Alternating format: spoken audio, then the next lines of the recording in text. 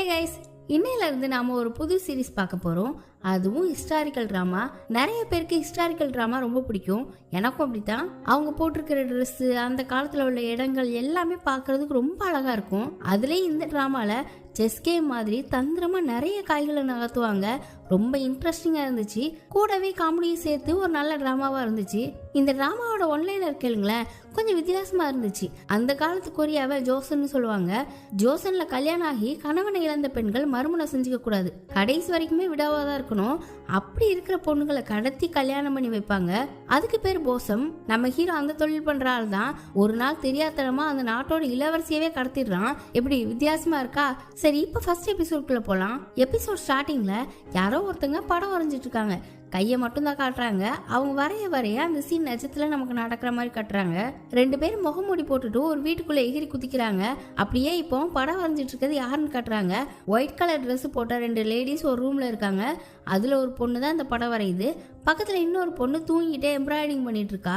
தூக்கம் வந்துச்சுன்னா போய் படு அப்படின்னு சொல்லும்போது, நீங்க இப்ப என்ன வரைகிறீங்கன்னு அந்த டிராயிங்கை போய் பார்க்க, போசம்னு கணவனை இழந்த பெண்களை கடத்தி கல்யாணம் பண்றத அந்த பொண்ணு படமா வரைஞ்சிருக்கு. மூட்டை மாதிரி கட்டிட்டு ஒரு பொண்ணு ஒருத்த தூக்கிட்டு போறான். படத்தை வரைஞ்ச அந்த பொண்ணு மூட்டைக்குள்ள இருக்கிறவங்க சிரிப்பாங்களா அழுவாங்களா அப்படின்னு யோசிக்கும் போது சுவரேறி குதிச்சு அந்த 2 பேரை காட்டுறாங்க. காம்பவுண்ட் சுவர் ரொம்ப பெருசா இருக்கு. அதனால ஒருத்த குனிஞ்சுக்கிறான், இன்னொருத்த அவன் முதுகுல ஏறி உள்ள குதிச்சிடுறான். இப்ப அப்படியே வீட்டுக்குள்ள போனா ஒரு லேடி 40 வயசுக்கு மேல இருக்கும், நல்லா ட்ரெஸ் பண்ணி கிளம்பிட்டு உட்காந்துருக்காங்க. வீட்டுக்குள்ள நுழைஞ்சவனும் என்னம்மா ரெடியா உட்காந்துருக்கீங்க அப்படின்னு கேட்க, ஆமாப்பா ஒரு நிமிஷம் இரு அப்படின்னு சொல்லிட்டு பையெல்லாம் எடுத்து மடியில வச்சுட்டு கடத்துறதுக்கு ரெடி ஆயிட்டாங்க. சரி, நான் அவனும் சாக்கு போய் தலையில கவுத்தி தூக்கிட்டான். இவன் தான் இந்த டிராமாவோட ஹீரோ.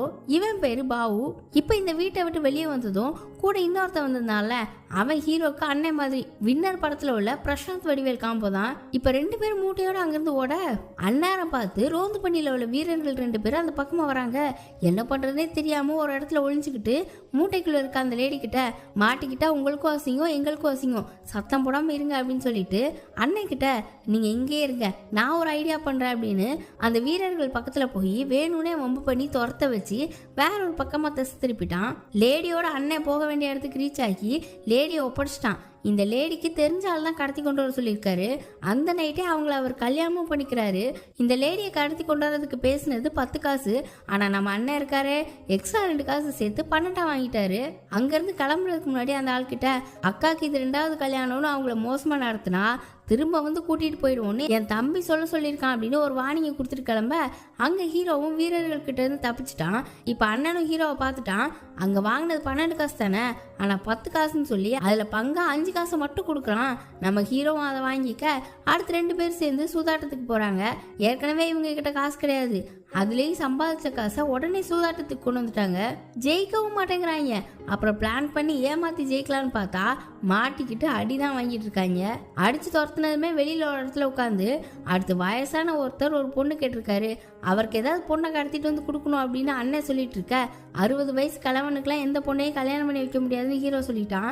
அப்புறம் எப்படிடா காசு பார்க்கறது, கடைசி வரை எப்படியேவா இருக்கு அப்படின்னு பேசிட்டு இருக்கும்போது ஒரு பொண்ணு அவசரமா வந்து அங்க சண்டை நடக்குது, வாங்க வந்து நிறுத்துங்க அப்படின்னு கூப்பிடுறா. இவங்களுக்கு தெரிஞ்ச பொண்ணா என்னன்னு தெரியல. நம்ம அண்ணன் உடனே எங்க சண்டை, ஒரு கை பார்த்துலாம் அப்படின்னும் போது கீசாங்ஸ் இருக்கிற ஹோட்டல்ல ஸ்காலர்ஸ் நிறைய பேர் மாத்தி மாத்தி சண்டை போட்டுட்டு இருக்காங்களாம். சும்மா ரோட்ல போற 4 பேர்னா இவங்களும் போய் சண்டை போடுவாங்க. ஆனா இது ஸ்காலர்ஸ்ல எப்படி போக முடியும், முடியாதுன்னு சொல்ல அந்த பொண்ணு ரொம்ப கெஞ்சிரா. அப்படியே அங்க ஸ்காலர் சண்டை போடுறத காட்டுறாங்க. ஏதோ ஒரு சட்டம் புதுசா கொண்டு வர போறாங்களாம். அது வேணும்னு ஒரு பக்கமும் வேண்டான்னு இன்னொரு பக்கமும் 2 குரூப் சட்டையை பிடிச்சி சண்டை போட்டுட்டு இருக்காங்க. அந்நேரம் நம்ம ஹீரோ அங்க ஸ்காலர் மாதிரி ட்ரெஸ்ஸை போட்டுட்டு என்ட்ரி ஆகுறான். இவன் அப்படி என்ன பண்ண போறான் அப்படின்னு பார்த்தா இன்னைக்கு செத்தா நாளைக்கு பால் அப்படின்ற மாதிரி ஏதோ ஒரு அர்த்தத்துல புக்ல உள்ள இலக்கிய இலக்கணங்களெல்லாம் எடுத்து விடுறான். எல்லாரும் ஆண் பார்க்க அவங்கள அமைதியாக்கி உட்கார வச்சு வித்தியாசமா சரக்கு ஒன்று ரெடி பண்ணியிருக்கேன் அப்படின்னு எல்லாரையுமே குடிக்க வைக்கிறான். எல்லாருமே அமைதியா உட்காந்து குடிக்க ஆரம்பிச்சிட்டாங்க. என்னடா இவன் பெரிய வித்தக்காரனா இருப்பான் போல அப்படின்னு அந்த ஸ்காலர்ல ஒருத்தர் பார்த்துட்டு இருந்துட்டு ரொம்ப இம்ப்ரெஸ் ஆகி கூப்பிட்டு ஒன்னா சரக்கு அடிக்கலான்னு பேச ஆரம்பிக்க பேரை கேட்கும்போது மாத்தி சொல்லிடுறான். இந்த ஸ்காலருக்கு இவனை ரொம்ப பிடிச்சி போயிருது, எனக்கு உன் கூட ஃப்ரெண்டா இருக்கணும்னு வேற கேட்கிறாரு. இப்ப அப்படியே இந்த ஈவெண்ட்லாம் முடிஞ்சு ஹீரோ வேஷத்தை கழிச்சிட்டு இருக்க, உனக்கு எப்படி அந்த புக்ல உள்ள எல்லாம் தெரிஞ்சிச்சுன்னு அண்ணே கேட்கறான். ஹீரோ சின்ன பையனா இருக்கும்போது ஸ்கூல் பக்கத்திலே வாழ்ந்தானா, அதனால எனக்கு இதெல்லாம் தெரியும்னு சொல்லிட்டு காஸ்டியூமை கழிச்சிட்டு இருக்கும்போது கழட்ட முடியல. அண்ணன் கழட்டி விட இப்பதான் இந்த அண்ணனுக்கு ஒரு மாதிரி ஃபீலிங்கா இருக்கு. உன் கூட நான் இருந்து என்ன பிரயோஜனம், இந்த அண்ணனால ஒரு நல்ல பொண்ணை பார்த்து தம்பி உனக்கு கொடுக்க முடியல அப்படின்னு ஃபீல் பண்ண, 2 காசு ஏமாத்துற உனக்கு என்னடா ஃபீலிங்ஸ்ன்ற மாதிரி ஹீரோ கேட்க, நீ என்ன சொல்றேன்னு எனக்கு புரியல அப்படின்னு அவன் நடிக்கிறான். ஸ்காலர்ஸ்க்கு நடுவில் நடந்த பிரச்சனையை தீர்த்து வச்சதுக்கு கீசாங்ஸ்ல ஒரு லேடி நன்றி சொல்லிட்டு நிறைய அரிசியும் கொடுத்து விடுறாங்க. அதை தூக்கிட்டு ஹீரோ வீட்டுக்கு போறான். அப்பதான் நமக்கு ஒரு விஷயம் தெரியுது, ஹீரோக்கு 7 வயசுல ஒரு பையனே இருக்கான், ஆனா ஒய்ஃப் இல்ல. காலையில விடிஞ்சிருச்சு. நேற்று ஹீரோ கிட்ட ஒரு ஆள் ஃப்ரெண்டா இருக்கலான்னு கேட்டான்ல, அவன் பேரு லீ நைட்டு ஃபுல்லா அந்த ஹோட்டல்ல இருந்துட்டு இப்பதான் வீட்டுக்கு வரான். நேற்று வெள்ளை கலர் ட்ரெஸ் போட்ட 2 லேடியை காட்டினாங்கல்ல, அதுல படம் வந்துட்டு இருந்தா அந்த பொண்ணு லீயோட அண்ணி, கூட இருந்த இன்னொரு லேடி கோட் லேடி, அதாவது இந்த அசிஸ்டன்ட் ஹெல்ப்பர் அந்த மாதிரி, அவங்க பேரு லேடி ஜோ. லீ நைட்டு ஃபுல்லா வீட்டுல இல்லைன்னு தெரிஞ்சா அவனோட அப்பா அம்மா திட்டுவாங்கன்னு அவனை காப்பாத்தி விடுறதுக்காக அண்ணி கேட்லயே நின்று அவனுக்காக வெயிட் பண்ணிட்டு இருந்திருப்பா. லீயும் அவனோட அண்ணியும் ரொம்ப நல்ல ஃப்ரெண்ட்ஸ் மாதிரி தெரியுறாங்க. சரி அப்பா அம்மா எந்திக்கிறதுக்கு முன்னாடி உள்ள போயிருங்க அப்படின்னு சொல்றதுக்குள்ளேயே லீயோட அம்மா வந்துட்டாங்க. ரொம்ப கோக்காரங்க போல, 2 பேரையும் கிளின்னு கிளிக்கிறாங்க. அவங்க கேட்கறதுக்கு பதில் சொன்னாலே எதிர்த்து பேசாதுன்னு திட்டுறாங்க. இவங்க திட்டும் போதுதான் நமக்கு தெரியுது லீயோட அண்ணி இந்த நாட்டோட இளவரசின்னு. நீ இந்த வீட்டுக்கு கல்யாணம் பண்ணி வந்துட்டா இங்க நாங்க சொல்ற மாதிரி தான் நடந்துக்கணும், இன்னும் இளவரசின்ற நினைப்புல இருக்கக்கூடாது அப்படின்னு ரொம்ப ஹார்ஷா திட்டுறாங்க. இளவரசியோட ஹஸ்பண்ட் இறந்துட்டார் போல, இன்னைக்கு தான் அவரோட இறந்த நாள், அதுக்கு ஏதோ ஒரு கோயிலுக்கு போகணுமா, அங்க போகணும்ல சீக்கிரம் கிளம்புன்னு மறுபடியும் திட்ட ஆரம்பிக்க லீ பேச்ச மாத்தி அவங்க அம்மாவை அங்கிருந்து அனுப்பி விடுறான். இப்ப அவன் இளவரசி கிட்ட நானும் உங்க கூட கோயிலுக்கு வரேன் அப்படின்னு சொல்லும்போது அதுக்கு இளவரசி, இல்ல நீங்க டயர்டா இருப்பீங்க, நாங்களே போயிட்டு வந்துடுறோம்னு அங்கிருந்து கிளம்பி ரூம் போயிட்டு இருக்கும்போது நடுவுல இன்னொரு லேடி வராங்க. இவங்க லீயோட அத்தையா. இவங்க அந்த மாமியார் மாதிரி ஸ்ட்ரிக்டாலாம் இல்ல, நல்லா பேசுறாங்க. அப்புறம் லீயோட அப்பாவை காட்டுறாங்க. இவங்க வீடு பெருசா இருக்கு, இவங்க நோபல் ஃபேமிலியா. லீ அவனோட அப்பாவை போய் பாக்குறான். அவர் அம்மா மாதிரி திட்டலாம் இல்ல, உனக்கும் கொஞ்சம் ஃப்ரீ டைம் வேணும்ல, உன்ன மாதிரி இருக்கும்போது நானும் அப்படிதான் அப்படின்னு சிரிக்கிறாரு. நேற்று ஸ்காலர்ஸ் எல்லாம் சண்டை போட்டுக்கிட்டாங்கல்ல, ஏதோ புதுசா ஒரு சட்டம் கொண்டு வராங்கன்னு, அந்த சட்டம் மக்களுக்கு சாதகமா இருக்கு, நல்ல சட்டம் அப்படின்னு லீ நினைக்கிறான். ஆனா அவனோட அப்பா வேற ஒரு ஆங்கிள், எப்பவுமே ஒருத்தருக்கு ஒரு விஷயம் நல்லதா இருந்தா இன்னொருத்தருக்கு அது கெட்டதா தான் இருக்கும். இப்ப வரப்போற சட்டம் சாதாரண மக்களுக்கு நல்லதா இருந்துச்சுன்னா நிலம் வச்சிருக்கவங்களுக்கும் கான்ட்ராக்ட்காரங்களுக்கும் சாதகமா இருக்காது, அவங்க நிறைய வரி கட்டுற மாதிரி இருக்கும், அவங்களும் குடிமகன்கள் ஒருத்தன் தானே, அது மட்டும் இல்லாம அவங்க தான் உயர் அதிகாரியா இருக்கவங்க, அப்ப வரப்போற சட்டம் பவர்ஃபுல்லான ஆளுங்களுக்கு எதிரி தானே அப்படின்னு சொல்றாரு. அப்பா பேசுறது லீக்கு பிடிக்காத மாதிரி தான் இருக்கு. இப்ப அடுத்து இளவரசியை காட்டுறாங்க. இளவரசி தான் இந்த டிராமாவோட ஹீரோயின், அதனால நம்ம ஹீரோயினே கூப்பிடுவோம். ஹீரோயினுக்கு கல்யாணம் ஆகி கணவன் இறந்ததுனால இந்த வீட்டுக்குள்ளே தான் முடங்கி கிடக்குறா. இன்னைக்கு அவ ஹஸ்பண்ட்காக கோயிலுக்கு போற இந்த நாள் மட்டும்தான் வெளி உலகத்தையே பார்க்க முடியுமா. லியோட அத்தை ஒருத்தவங்க வந்தாங்கல்ல, அவங்க ஹீரோயின் கிட்ட நல்லா பேசுவாங்க. இன்னைக்கு ஒரு நாள் தான் உன்னால சுதந்திரமா காத்து சுவாசிக்க முடியும், பக்கத்துல உள்ள நகரத்துக்குலாம் போயிட்டு வா, உன் மாமியார் எதுவும் சொல்லுவாங்களேன்னு பயப்படாத, நான் அவங்க கிட்ட அனுமதி வாங்கிட்டேன், எவ்வளவு வெளியே சுத்த முடியுமோ சுத்திட்டு வா அப்படின்னு சொல்றாங்க. அப்படியே இன்னைக்கு அவ லீக்கு ஹெல்ப் பண்ணதுக்காக அவனோட விஷயத்த அவன் பார்த்துப்பான், அவனுக்கு உதவி பண்ண போய் நீ உன் மாமியார் கிட்ட திட்டு வாங்காதுன்னு சொல்றாங்க. இப்போ ஹீரோயினும் அவளோட அசிஸ்டன்ட் லேடி ஜோவும் ஹீரோயின் ஹஸ்பண்ட்க்கு ப்ரே பண்ண கோயிலுக்கு போக வீட்டை விட்டு கிளம்பிட்டாங்க. ஒரு இடத்துல தெருக்கூத்து நடந்துட்டு இருக்கு. ஹீரோயின் அதை ரொம்ப ஆர்வமா பாக்குறா. லேடி ஜோக்கு ஹீரோயின் மேல ரொம்ப பாசம். பின்னால நின்று எக்கி எக்கி பாக்குறான்னு முன்னாடி கூட்டிட்டு போய் நிக்க வச்சு அவ அந்த கூத்தை பார்த்து சந்தோஷப்படுறத பார்த்து இவங்க சந்தோஷப்படுறாங்க. இப்ப அதை பார்த்து முடிச்சுட்டு மார்க்கெட் வழியா நடந்து போயிட்டு இருக்கும்போது புத்திஸ்ட் துறவி ஒருத்தர் வந்து பேசுறாரு.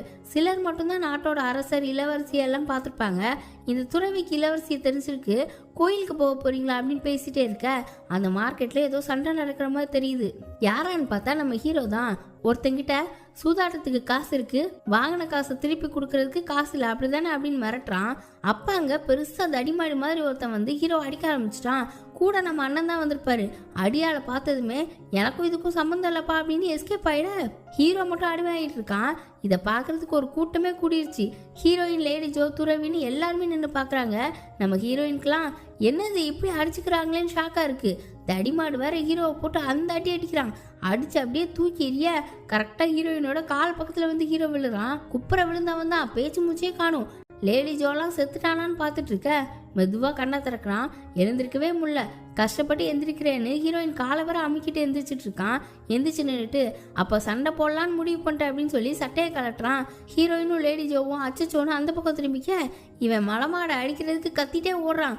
ஒரு கடைக்குள்ளே கடந்து 2 பேரும் உருண்டு பறந்துட்டு இருக்காங்க. கந்து வெட்டியாக இருப்பான் போல அப்படின்னு லேடி ஜோ சொல்ல சரி நமக்கு எதுக்கு இதெல்லாம் அப்படின்னு கிளம்ப போகிற நேரம் ஹீரோ சண்டை போட வந்த அந்த 2 பேரையுமே அடிச்சு நவுத்திட்டான். நம்ம அண்ணன் இப்போதான் உள்ள வந்து ஏதோ போட்டியில் தம்பி ஜெயிச்ச மாதிரி பேரை சொல்லி கத்திட்டு இருக்கான். ஹீரோயின் அப்படியே ஹீரோவை ஏதோ அதிசயத்தை பார்க்குற மாதிரி பார்க்குறா. லேடி ஜோ பார்க்குறாங்கன்னு தெரிஞ்சதும் மூர்க்கத்தனமாக இருக்குது அப்படின்னு சொல்லிட்டு அங்கேருந்து கிளம்பிட்டா. இப்போ நம்ம ஹீரோ சண்டை போட்டது வட்டி வசூல் பண்ணுறது கிடையாது. அடி வாங்கின அந்த ஆள் ஒரு குடும்பத்தில் கடன் வாங்கியிருந்திருப்பான். அந்த குடும்பத்தில் உள்ள பெரியவங்க எல்லாருமே இறந்து போயிட்டாங்க. 3 சின்ன பிள்ளைங்க தான் இருக்காங்க. அந்த பிள்ளைங்களுக்காக தான் அந்த காசை வசூல் பண்ணி கொடுத்துருப்பான். சரி இப்போ இது முடிஞ்சது, அடுத்து என்ன பண்ண போகிறோம்? அந்த தாத்தாக்கு ஒரு பொண்ணை கடத்திட்டு வந்து கொடுப்போமா? கல்யாணம் ஆகாத பொண்ணுலாம் இல்லை, ஏற்கனவே அந்த தாத்தா பார்த்து வச்ச கணவனை இழந்த பொண்ணு தான். நிறைய காசு வேற தரேன்னு சொல்லியிருக்காங்க.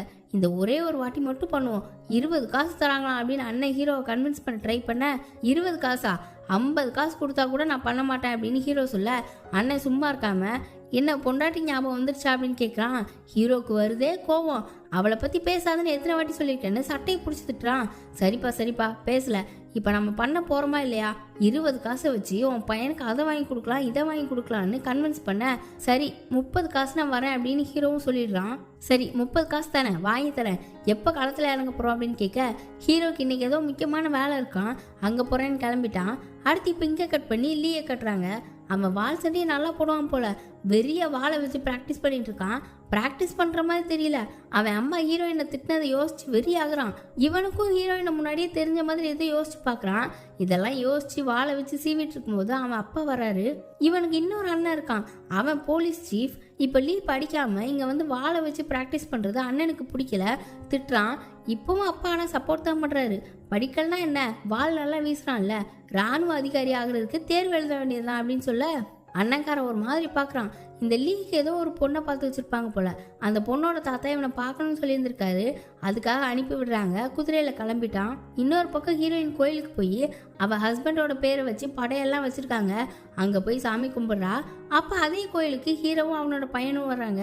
இன்னைக்கு தான் ஹீரோவோட தாத்தாவோட நினைவு நாளாம். அவருக்காக சாமி கும்பிட வந்திருக்காங்க. அப்போதே மார்க்கெட்டில் ஹீரோ சண்டை போடும்போது ஒரு துறவி பார்த்துட்டு இருந்தார்ல, அவர் இந்த கோயிலில் உள்ள துறவி தான். ஹீரோவை நல்லா தெரியும் போல. அவனை ரூமுக்கு கூப்பிட்டு விட்டு ஹீரோ பையனுக்கு லாலிபாப் கொடுத்து இன்னொரு பையன் கூட விளையாட வெளியே அனுப்பிட்டு மார்க்கெட்டில் சண்டை போட்டதுக்கு வாத்தியார் மாதிரி குச்சை வச்சு காலையே ஆட்டி வெளுக்கிறாரு.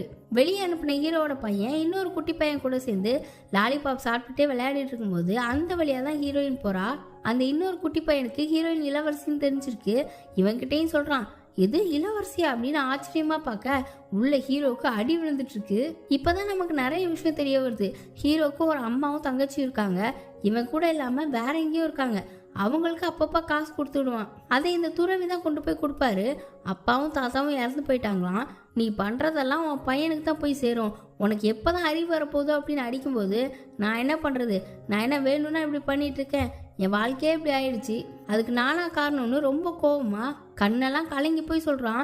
இவனுக்கு பின்னாடி ஏதோ ஒரு ஸ்டோரி இருக்கும் போல. இன்னொரு பக்கம் ஹீரோயினை கட்டுறாங்க. அவள் சாமி கும்பிட்டுட்டு கோயிலை விட்டு கிளம்புறா. இவ ஹஸ்பண்ட் இறந்து 3 வருஷம் ஆகுது. 3 வருஷமும் இதே ஒயிட் கலர் ட்ரெஸ் தான். இவ கூட இருக்கிறதுனால லேடி ஜோவும் ஒயிட் கலர் ட்ரெஸ் தான் போடுறாங்க.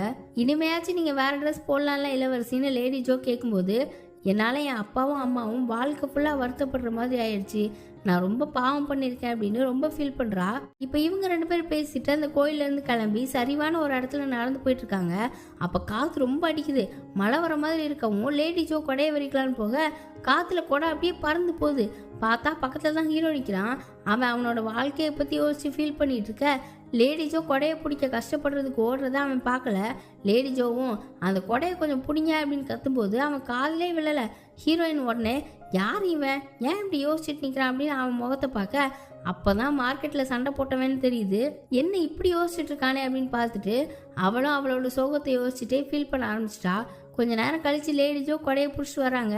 எவன் இவன் காது கேட்காத மாதிரி நிற்கிறான் அப்படின்னு ஹீரோ மூஞ்ச பார்க்க ஆத்தி இவனா அப்படின்னு ஹீரோயின் கிட்ட போய் மார்க்கெட்டில் சண்டை போட்டவன் அப்போ பார்க்கும்போது மிருகம் மாதிரி இருந்தான், இப்போ என்ன இவ்வளோ சோகமாக யோசிச்சுட்டு நிற்கிறான், பார்க்கவே பாவமாக இருக்கு, கட்டி பிடிச்சி ஆறுதல் சொல்லலாம் போல இருக்கு, உடம்ப பாருங்க என்னமா வச்சிருக்கான் அப்படின்னு தன்னை வந்து பேசிட்டு இருக்க ஹீரோயின் ஒரு மாதிரி பார்க்கவும், இல்லை நமக்கு வேலையால வச்சுக்கலாம் அப்படின்னு பார்த்தேன், வேற ஒன்றும் இல்லை அப்படின்னு சமாளிக்கிறாங்க.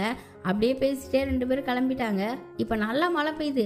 ஹீரோவோட பையன் ஹீரோ கிட்ட, இன்னைக்கு நான் இளவரசியை பார்த்தேன் தெரியுமா அப்படின்னு ரொம்ப எக்ஸைட்டடாக சொல்கிறான். ஆனால் ஹீரோ அதை நம்பவே இல்லை.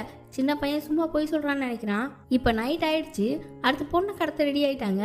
நம்ம அண்ணன் தொழிலுக்கு போகிறதுக்கு முன்னாடி ஓரமாக உட்காந்து சரக்கு அடிச்சுட்டு வர ஹீரோ கிட்ட இருந்து மறைச்சிடலான்னு பார்த்தா ஸ்மெல்லே காட்டி கொடுத்துருது. இதுக்கு முன்னாடி ஒரு வாட்டி இப்படி தான் அண்ணன் சரக்கை போட்டுட்டு வீரர்கள் துரத்தும் போது ஓட முடியாமல் ஜஸ்ட் மிஸ்ல எஸ் ஆகி வந்திருக்காங்க. அது சொல்லி திட்டி, உனக்கு எத்தனை வாட்டி சொன்னாலும் அறிவே வராதான்னு கேட்க, நான் என்னப்பா பண்ணுறது, கை காலெல்லாம் ஒரே நடுக்கும், அதான் கொஞ்சம் தைரியம் வர வைக்க அடித்தேன், கொஞ்சம் தான், ஒன்றும் பயப்படாத, கன் மாதிரி இருப்பேன்னு சொல்ல வந்து தொலைன்னு 2 பேர் போகிறாங்க. தெருவுக்கிட்ட போயிட்டாங்க. ஆனால் நம்ம அண்ணன் போதையில் இருக்கிறதுனால அவருக்கு எந்த வீடுன்னு சரியாக தெரிய மாட்டேங்குது. இந்த பக்கம் வடக்கா இருந்துச்சுன்னா இதுவாக இருக்கலாம், இல்லை இந்த வீடாக இருக்கலான்னு குழம்ப ஹீரோ கோவப்படுறான். அவன் கோவப்படுறானேன்னு இந்த வீடு தான் நல்லா தெரியும்னு ஒரு வீட்டை கையை காட்டி விடுறான். அந்த வீடு யாரோடதுன்னு பார்த்தா ஹீரோயினோடது. வழக்கம் போல் லேடிஸோ தூங்கி விழுந்துட்டு எம்ப்ராய்டிங் பண்ண அவங்கள டிஸ்டர்ப் பண்ண வேணான்னு ஹீரோயின் மட்டும் தனியாக ஒரு விளக்கு எடுத்துகிட்டு காற்று வாங்கலான்னு வெளியில் போகிறா. அவள் ஒயிட் கலர் ட்ரெஸ் தானே போட்டிருப்பா.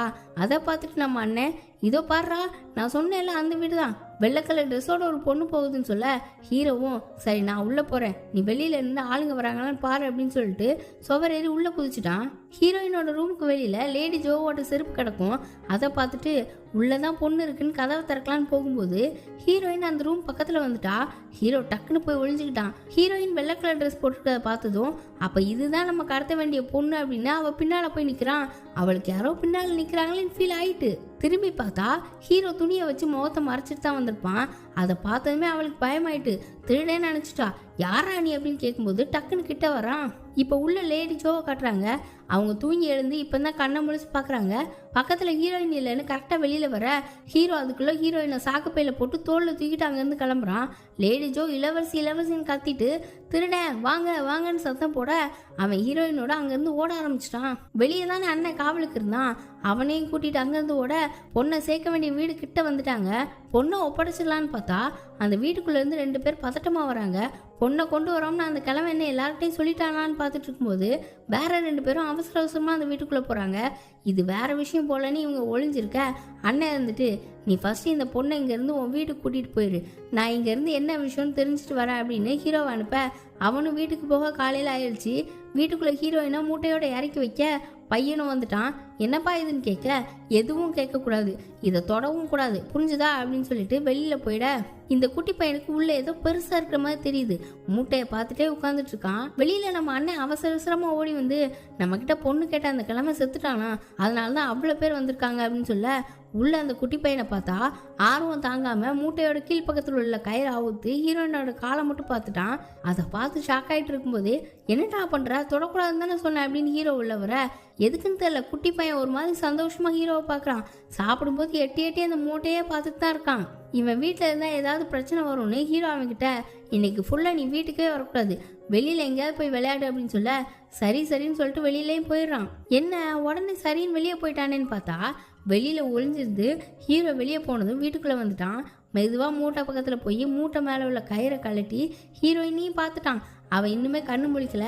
இப்போ கொஞ்ச நேரம் கழிச்சு மெதுவாக கண்ணை திறக்க இந்த குட்டி பையன் உட்காந்துட்டு அம்மான்னு கூப்பிடுறான். இவன் அப்பா நமக்கு தான் ஒரு அம்மாவை கூப்பிட்டுட்டு வந்திருக்காங்கன்னு நினச்சிருக்கான் போல. அதனால தான் அவனுக்கு அவ்வளோ சந்தோஷம். ஆனால் ஹீரோயினுக்கு ரொம்ப ஷாக்கு.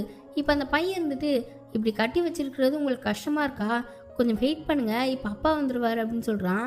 அவள் உடனே இவனை வச்சு எப்படியாவது எஸ்கேப் ஆயிடலான்னு அவள் வாயில் வேற கட்டியிருப்பாங்க. கண்ணை அங்கிட்டு இங்கிட்டு காட்டி கயிறை கழட்ட சொல்லி கேட்குறா. அந்த பையனும் அதை புரிஞ்சுக்கிட்டு, நான் கழட்டி விட்டா நீங்கள் கத்த மாட்டீங்கல்ல, ஓட ட்ரை பண்ண மாட்டீங்கல்ல அப்படின்னு கேட்குறான்.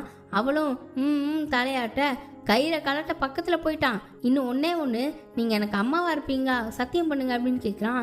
இவளுக்கு ஒரு மாதிரி இருக்கு. ஆனாலும் இங்கேருந்து தப்பிச்சிடணும் அப்படின்னு சரின்னு தலையாட்டுறா. அந்த குட்டிக்கு அப்படி ஒரு சந்தோஷம். சிரிச்சுக்கிட்டே வாயில் இருக்க கட்டை அவுக்கலான்னு போகும்போது, ஒரு நிமிஷம் இருங்க, உங்களை நான் எங்கேயோ பார்த்துருக்கனே அப்படின்னு சொல்லி யோசிக்கிறான். இவன் தான் கோயிலில் வச்சு ஹீரோயினை பார்த்தான்ல, கூட இருந்த பையனும் இளவரசின்னு சொன்னானே, அது இப்போ இந்த குட்டிக்கு ஞாபகம் வந்துருச்சு. இளவரசியா அப்படின்னு ஷாக்காக, டே உங்ககிட்ட என்ன சொன்ன அப்படின்னு கத்திட்டே ஹீரோ உள்ள வரான்.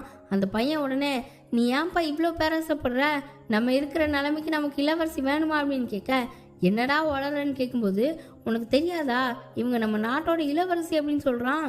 ஹீரோயினை பார்க்க அவள் அப்படியே முறைக்கிறா, நீ செத்தடான்ற மாதிரி. கடத்திட்டு வரும்போதே லேடி ஜோ இளவரசி இளவரசின்னு கத்திருப்பாங்கல்ல, அது ஏன்னு இப்போதான் இவனுக்கு புரியுது. எது இளவரசி அப்படின்னு ஷாக்கா அவளை பார்க்க. அப்படியே இந்த எபிசோட் முடியுது. இளவரசியவே கடத்தினதுனால பெரிய கலவரம் ஆக போகுது. ஹீரோ என்ன பண்ண போறான்றதெல்லாம் அடுத்த வீடியோவில் பார்க்கலாம். அதுக்கு சேனலை சப்ஸ்கிரைப் பண்ணி பெல் ஐக்கானை ப்ரெஸ் பண்ணி வச்சுக்கோங்க. வீடியோ பிடிச்சிருந்தா லைக் பண்ணுங்கள், ஷேர் பண்ணுங்கள். தொண்டை கொஞ்சம் சரியில்லை, அதையும் அட்ஜஸ்ட் பண்ணிக்கோங்க. Bye by.